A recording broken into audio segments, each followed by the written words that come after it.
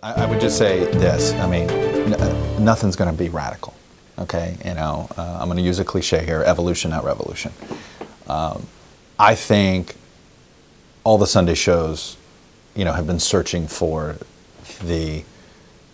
how to be relevant in the way politics is debated and reported on today. Right? We're in a 24/2 environment, not a 24/7 environment.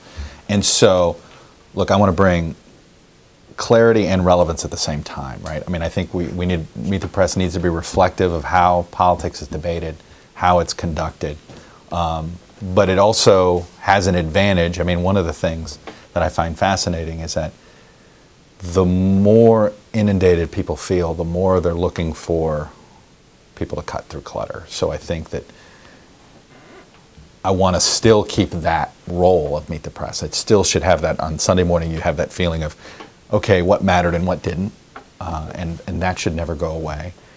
The newsmaker, bringing them on to explain themselves, that's not going to go away.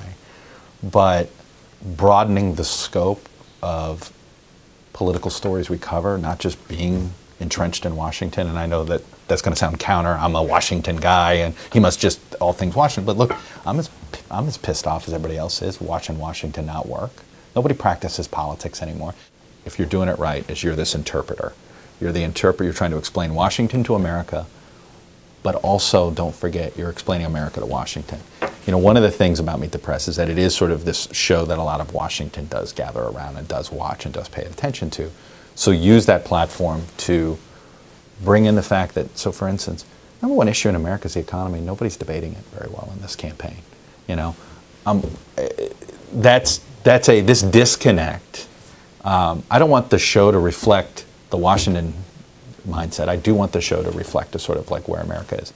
I want to spend my week out in America more. One of the things that I'm going to do differently that previous Meet the Press hosts haven't done is still do some political correspondent work for the shows, both for Nightly and for Today, but also for Meet the Press.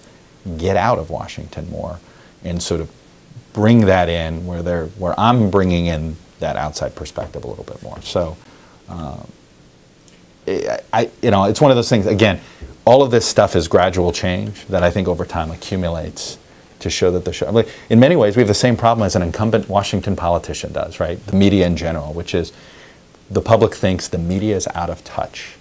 My job is to prove them wrong, or at least to prove that Meet the Press is not out of touch.